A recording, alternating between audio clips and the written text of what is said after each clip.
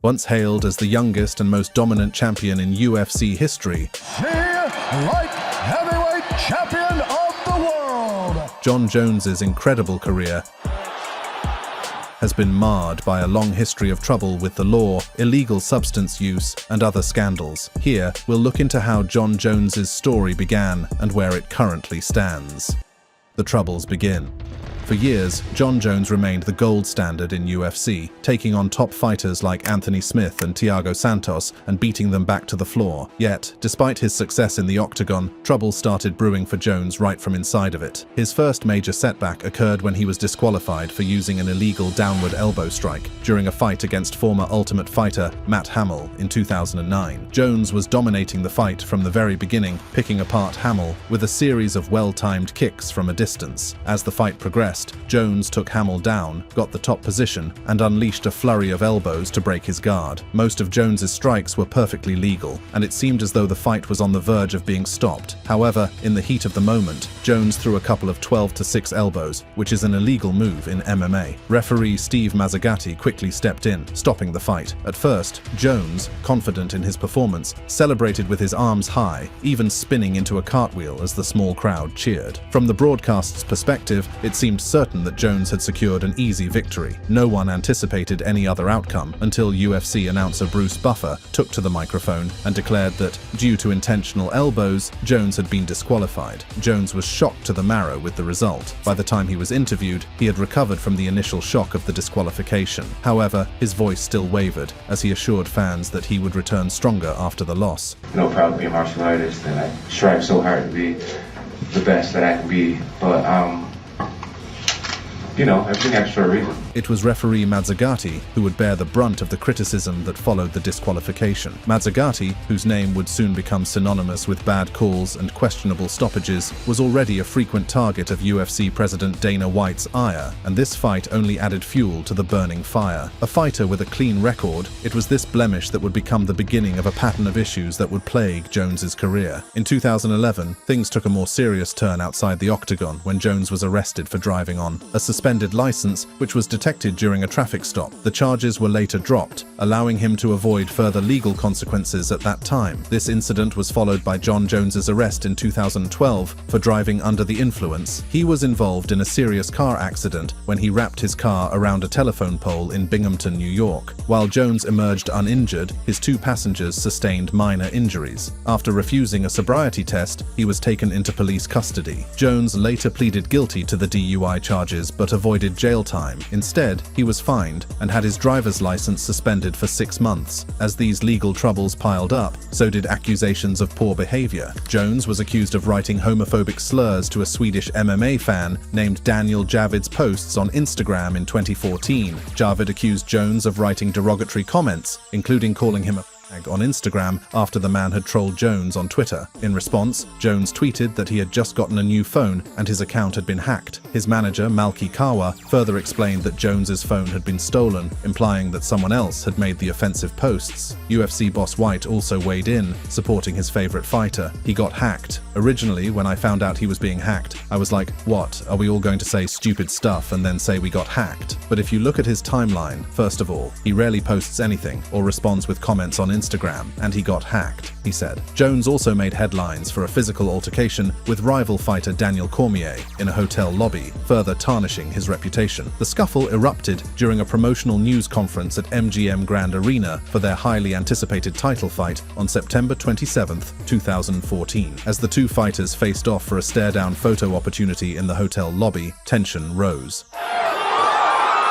The tension boiled over when Cormier shoved Jones backward after the two collided heads during the face-off. After regaining his balance, Jones retaliated by charging at Cormier with full-force punches. UFC Director of Communications Dave Scholler tried to step in and separate them, but Jones aggressively pushed Scholler aside, sending him into the canvas backdrop. The brawl escalated as Jones and Cormier tumbled off the stage, nearly falling onto a marble fountain in the hotel lobby. Jones, standing over Cormier, continued, throwing punches until MGM security intervened and finally managed to pull them apart. Cormier was quickly escorted away, while Jones, in a show of dominance, stepped back onto the stage, flexed his muscles, and let out 3 loud screams in front of a shocked crowd of bystanders who had gathered to witness the chaotic scene. Speaking on the incident, Kirk Hendrick, the UFC's chief legal officer, released a statement stating, "This is certainly not a proud moment for the UFC organization. We expect more from our athletes, especially these 2 gentlemen who are very well trained and highly educated professionals. Their actions were clearly a violation of the UFC's code of conduct. There are going to be ramifications." True to the statement, Jones was fined $50,000 for his role in the altercation by the Nevada State Athletic Commission, with the ruling that he must put in 40 hours of community service. The rise. Meanwhile, before the controversies began to take over, Jones was an unstoppable force in the octagon. Born on July 19, 1997, in Rochester, New York, Jon Jones began his journey in combat sports during high school, where he was a standout high school wrestler and a state champion in upstate New York. Along with wrestling, Jones played football as a defensive lineman, earning the nickname Bones from his coach due to his lean frame. After high school, Jones continued his wrestling success, winning a national JUCO championship at Iowa Central Community College. Following this, Jones transferred to Morrisville State College to study criminal justice, but ultimately dropped out to pursue a career in mixed martial arts, MMA. In April 2008, Jones made his professional MMA debut for Full Force Productions, FFP, and quickly gained attention. Jones won his first 6 fights, all inside the distance, largely leveraging his significant wrestling advantage. Later that same year, he joined the UFC, accepting a fight on short notice just 2 weeks before the event. Prior to signing with the UFC, Jones claimed the USKBA Light Heavyweight Championship by defeating Moises Gabin at BCX5, winning the fight via TKO in the 2nd round. This victory capped off his rapid rise in the MMA world and set the stage for his future success in the UFC. Jones made his UFC debut against Andre Gusmão at UFC 87 on August 9, 2008, stepping in as a late replacement for Tomasz Drual with only 2 weeks' notice. Despite the short preparation time, Jones put on an impressive performance, using his wrestling skills for takedowns and showcasing unorthodox striking techniques such as spinning elbows and a spinning back kick. His dynamic fighting style earned him a unanimous decision victory, marking a strong start to his UFC career. In his 2nd UFC fight, Jones faced veteran Stephan Bonnar at UFC 94 on January 31, 2009. Jones again demonstrated his superior wrestling ability, executing powerful takedowns and throws,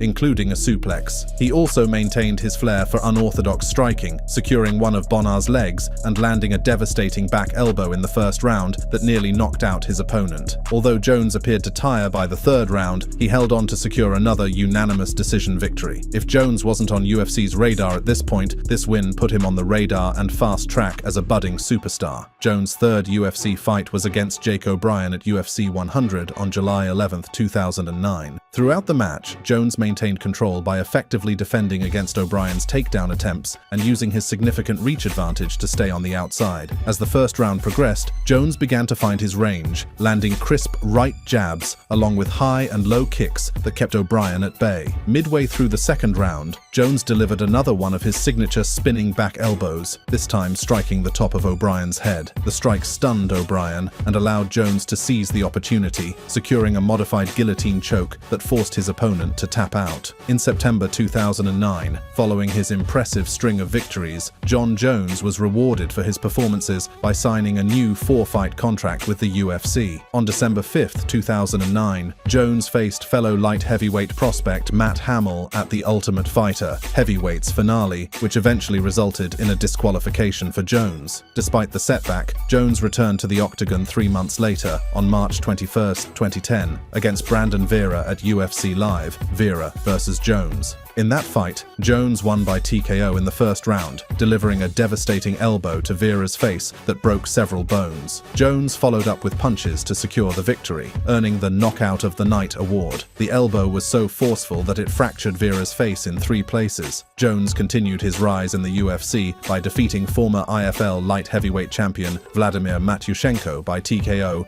with elbows at just the first minutes into the 1st round in 2010. Before then, UFC president Dana White White had promised Jones a significant increase in competition if he managed to secure the victory. After the dominant win, White praised Jones' performance, stating, "Vladimir Matyushenko is a guy I have a lot of respect for, and I didn't think it was going to happen that easily. Jones is the real deal, and tonight he catapulted himself into the top 8 in the world." After defeating Vladimir Matyushenko, Jon Jones expressed his desire for a top 3 opponent in his next fight. With this, he was booked to fight with undefeated Ultimate Fighter winner Ryan Bader in February 2011. Jones handed Bader his first professional loss by defeating him via guillotine choke in the second round after dominating the first. Jones's performance earned him the Submission of the Night bonus, continuing his rapid ascent in the UFC. In that same year, Jones was used as a replacement for another wrestler in a fight against Mauricio Shogun Rua over the UFC lightweight championship. Jones dominated the fight from start to finish, landing a flying knee early on that badly hurt the champion. Over the next 3 rounds, Jones maintained control, and at 2:37 of round 3, a combination of a body shot and a knee to the head dropped Rua to his knees, forcing the referee to stop the fight and allowing Jones to become the youngest champion in UFC history at 23.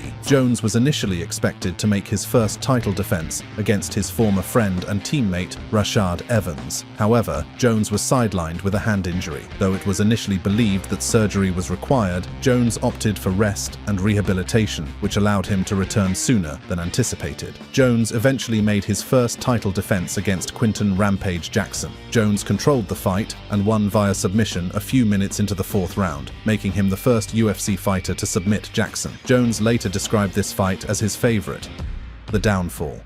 However, as Jones's career continued to rise, his personal and career life continued to spiral out of control. In 2015, just one day after being featured on Forbes magazine's 30 Under 30 list as one of the brightest young stars in sports, Jon Jones's public image took a significant hit. The Nevada State Athletic Commission revealed that Jones had tested positive for the main metabolite of cocaine prior to his fight with Daniel Cormier in January. Despite the positive test, the fight was allowed to proceed as cocaine is not classified as a banned substance out of competition. The drug test had occurred 30 days before the bout. In response to the revelation, Jones announced that he had checked into a rehabilitation facility. Following the incident, Jones publicly apologized to his family and friends, expressing regret and taking responsibility. In his statement, he said, "With the support of my family, I have entered into a drug treatment facility. I want to apologize to my fiancé, my children, as well as my mother, father, and brothers for the mistake that I made. I also want to apologize to the UFC, my coaches, my sponsors, and equally important, to my fans." But it doesn't end there. 4 months after his drug incident, he got into another problem that resulted in his arrest and potential jail term. Jones was driving a rental car when he ran the red light and collided with another vehicle, injuring a pregnant woman and breaking her arm. Instead of staying at the scene, Jones fled, failing to wait for authorities or checking if anyone was injured. He did that quickly so no one would see him, but multiple witnesses, including an off-duty police officer, identified the former UFC champion as the driver who left the scene after the incident. A search of Jones's SUV further uncovered drug paraphernalia. He was later arrested and could face up to 3 years in prison for the hit and run. As a result, the UFC stripped Jones of his light heavyweight title and suspended him indefinitely. He apologized on his X account saying, "Got a lot of soul-searching to do. Sorry to everyone I've let down." Before the accident, Jones was scheduled to face No. 1 contender Anthony Johnson at UFC 187, headlining one of the promotion's biggest shows of the year, but he was axed out and replaced by Daniel Cormier. Even Jones's agent Malki Kawa was uncertain if he would ever compete again following the arrest. Jones later pleaded guilty to the hit-and-run charges. Instead of facing a potential 3-year prison sentence, he was given 18 months of supervised probation and required to make 72 speaking appearances with youth groups. As part of his plea deal, Jones received a conditional discharge, meaning that if he complies with all the court's requirements, he will avoid a felony conviction on his record. Additionally, no travel restrictions were imposed on his personal or professional activities,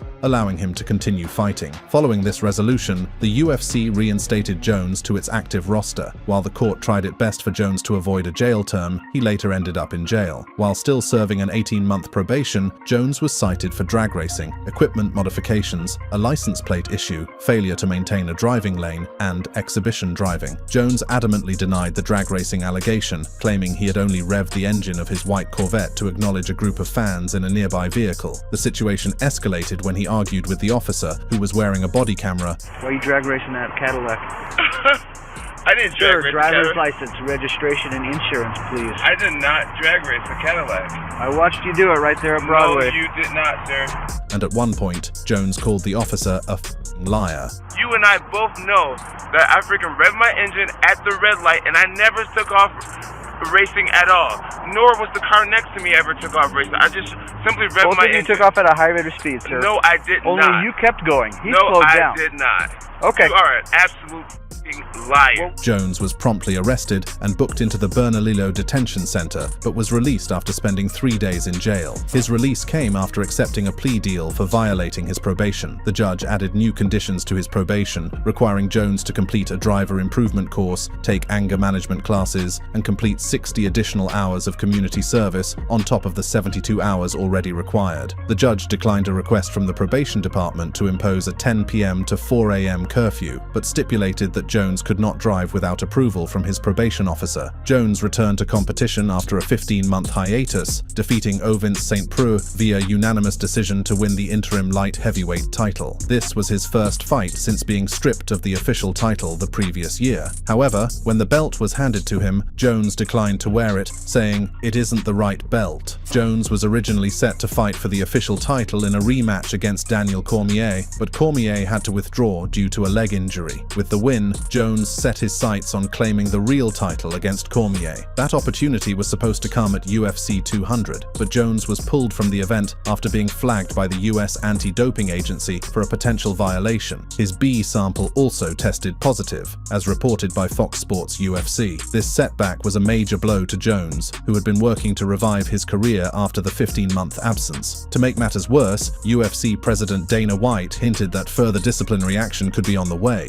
Jones held a press conference in Las Vegas, where he tearfully denied any wrongdoing. His manager announced plans to appeal the failed test, with Jones saying, "Being labeled as someone who would ever cheat is it just hurts me more than anything else I've ever been through in my career." Following the appeal hearing, Jones was handed a 1-year suspension by USADA, retroactive to the date of the failed test. Under the UFC's anti-doping program, which began in July 2015, a positive test for performance-enhancing drugs typically results in a 2-year suspension. The hearing revealed that Jones had tested positive for clomiphene and letrozole metabolites, which were traced back to tadalafil, an erectile dysfunction medication Jones admitted to taking. As a result, Jones was stripped of his interim title, becoming the first UFC champion to be stripped twice. After another 15-month layoff, Jones finally faced Cormier again, landing a devastating head kick to secure a third-round knockout and reclaim the light heavyweight championship. It marked Jones's 10th career knockout. After the victory, he praised Cormier and then boldly called out former UFC heavyweight champion and WWE star Brock Lesnar. However, his joy was short-lived. Jones was notified of a potential anti-doping violation related to a drug test taken the day before his UFC 214 rematch with Cormier. The anabolic steroid turinabol was found in his system during the test administered by USADA. As a result, the California State Athletic Commission overturned Jones's win, ruling it a no contest. Jones was stripped of the title once again, and Cormier was reinstated as the champion. Every time Jones seemed poised to rise and cement his legacy, he was brought down by a series of troubles, whether it was an accident or a doping violation. Yet, what we didn't anticipate was that his personal demons would resurface in an entirely new and unexpected way, adding another layer to his struggles. Following the doping tests, USADA announced, after an appeal process, that Jones would receive a 15-month suspension retroactive to July 28, 2017.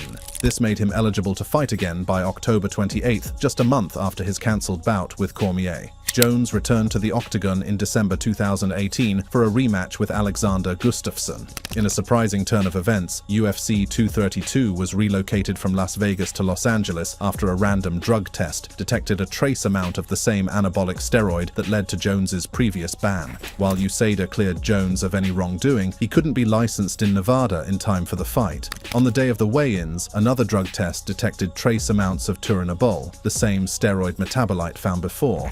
However, Jones wasn't penalized, as the USADA ruled that there were no grounds to punish him him again for the same violation. The fight went on, and Jones dominated Gustafsson, winning by third-round TKO to once again claim the UFC light heavyweight title. Post-fight drug tests came back clean, signaling that Jones might have finally put his troubles behind him and returned to his best form. Jones also secured a unanimous decision victory over Anthony Smith to cement his position as a skilled fighter. The only tense moment came in round 4 when Jones delivered an illegal knee to Smith's face while he was grounded, resulting in a 2-point deduction by referee Herb Dean. Had Smith been unable to continue, Jones could have lost the fight by disqualification, with Smith crowned the new champion. However, the fight continued, and Jones won decisively with a 48-44 score on all 3 judges' scorecards. At this moment, Jones and his fans were comfortable that the worst had passed. However, problems reared its ugly head again when he was accused of one of the most hated crimes in the world: assault. Jones was accused by a waitress at a club in New Mexico of placing her in a chokehold, kissing her neck without consent, and then slapping her genitals. The 32-year-old fighter initially faced misdemeanor battery charges but denied the allegations. Months later, he appeared in the Bernalillo County Metropolitan Court, where he pleaded no contest to a charge of disorderly conduct. In New Mexico, a no contest plea is regarded as a concession to the charge without an admission of guilt. As a result, Jones received a 90-day deferred sentence during which he must avoid arrest, refrain from consuming alcohol or drugs, and have no contact with the accuser. Jones was barely getting out of the trouble when he got into another. Officers responded to reports of gunfire and found Jones on the scene, sitting in his vehicle. Although he denied any knowledge of the gunshots, he admitted he had been driving earlier and planned to drive again. According to the criminal complaint, Jones had bloodshot, watery eyes and a strong odor of alcohol on his breath. He agreed to perform field sobriety tests but failed all 3. A breathalyzer test later revealed his blood alcohol concentration was twice the legal limit. During a search of his vehicle, officers found a black handgun under the driver's seat and a half-empty bottle of Recuerdo behind the passenger seat. Jones was charged with aggravated DWI, negligent use of a firearm, possession of an open container, and failure to provide proof of insurance. 5 days later, Jones agreed to plead guilty to DWI. He was fined and sentenced to 96 consecutive hours of community service akin to house arrest. Additionally, he must complete 48 more hours of community service, pay a $500 fine, and participate in a 90-day outpatient treatment program. Jones was placed on supervised probation for 1 year, and an ignition interlock device was installed on any vehicle he drives, requiring a breath test for blood alcohol levels before starting the car. He is also required to have a medical card to use marijuana. His other charges, including negligent use of a deadly weapon, lack of proof of insurance, and possession of an open container of alcohol, were dropped. For over a year, Jones's career progressed smoothly, without incident, and it seemed he had finally conquered his demons. But it turned out those demons were only lying dormant, waiting to resurface at the most unexpected time. A moment of honor for Jones. In 2021, Jones's 2013 title defense against Alexander Gustafsson, a grueling back-and-forth fight that Jones won by unanimous decision, was inducted into the UFC Hall of Fame. Jones even described the fight as one of the greatest moments of his career. However, just hours after the Hall of Fame induction, Jones was arrested in Las Vegas and charged with misdemeanor battery, domestic violence, and felony tampering with a vehicle. When asked about the incident, UFC President Dana White commented, "This guy's got a lot of demons, man. A lot of demons," adding that he was no longer surprised by such events. The arrest stemmed from a call to Caesars Palace reporting a domestic disturbance. Jones's fiancée, Jessie Moses, told police that Jones had put his hands on her, though she described the incident as not too physical. However, when officers arrived, they noticed blood on her clothing and a bump on her lip with dried blood. The situation escalated when officers attempted to arrest Jones. He responded by headbutting a police vehicle, invoking racial profiling, and at one point even pleading with the officers to kill him, claiming the situation was humiliating. Although visibly upset, Jones complied with their commands, but repeatedly accused them of targeting him because of his race. This is so humiliating. I got the Hall of Fame tonight, and then you're gonna put me on this. Jones eventually reached a plea deal with prosecutors, leading to the dismissal of the domestic violence charge. He also pleaded no contest to a misdemeanor charge of destruction of property. But while these charges were dismissed, Jones was denied entry into his long-time training facility in Albuquerque. 2 of Jones's coaches, Greg Jackson and Brandon Gibson, agreed to continue training him off-site, provided he maintained a healthy and positive lifestyle, according to a statement from the gym. However, his head coach, Mike Winklejohn, was the one who took a different approach, banning Jones from the gym after the arrest. This decision sparked a rift between the two. Jones was visibly enraged with Winkeljohn and unleashed his frustration on Twitter, targeting the coach who had stood by him throughout his years of success in the octagon. He wrote, "Coach Wink goes on national TV and says he wants the best for me, and then behind the scenes harasses the other coaches for continuing to work with me. Miserable bastard." Jones wasn't deterred by the ban and moved to heavyweight, making his debut against Cyril Gane at UFC 285 in Las Vegas, where he secured a victory. This marked Jones's first fight in over 3 years and was for the UFC Heavyweight Championship, as Francis Ngannou had been stripped of the title. Despite his debut in the division, Jones needed only 2 minutes and 4 seconds to defeat Gane via guillotine choke, becoming the new UFC Heavyweight Champion. Following the win, the UFC announced that Jones would defend his title against Stipe Miocic at UFC 295 in Madison Square Garden, New York. Unfortunately, during training, Jones suffered a torn pectoral tendon, forcing him to withdraw from the highly anticipated fight. He underwent surgery and was sidelined for approximately 8 months. During the period of recovery from injury, trouble found Jones once again. This time, it involved UFC anti-doping agents from Drug Free Sport who arrived at his home for a random drug test. According to Crystal Martinez, one of the agents, Jones seemed agitated when he couldn't provide a urine sample and was instead offered a blood test. Martinez claimed Jones began questioning the agents, asking if they had money because he intended to sue them. She also alleged that he grabbed her phone and started recording the interaction. Martinez reported feeling terrified as Jones stood less than a foot away, fearing he might hit her as she considered stopping the test and leaving his property. The Albuquerque Police Department issued Jones a summons for alleged assault and interference with communications. Jones later denied the accusations in a statement, acknowledging his frustration, but insisting he did not threaten, intimidate, or assault anyone. He explained on X that his frustration led him to use profanity, which he regretted, but emphasized that he never raised his voice or acted aggressively. Jones pleaded not guilty to the misdemeanor charges, and an Albuquerque judge allowed him to remain free while awaiting trial. After a series of scandals, a career-threatening injury, and the challenge of advancing age, Jon Jones's future has become the subject of intense speculation. Still unable to defend his heavyweight title due to injury, the rise of interim champion Tom Aspinall has fueled calls for a unification bout. However, it appears Jones may not be eager to face the new generation of heavyweights, and he is instead contemplating retirement. As Jones prepares to close this chapter, the UFC's heavyweight division is entering a period of transition. Aspinall and other rising contenders are ready to seize the spotlight, but Jones's potential departure will undoubtedly leave a significant void in the division.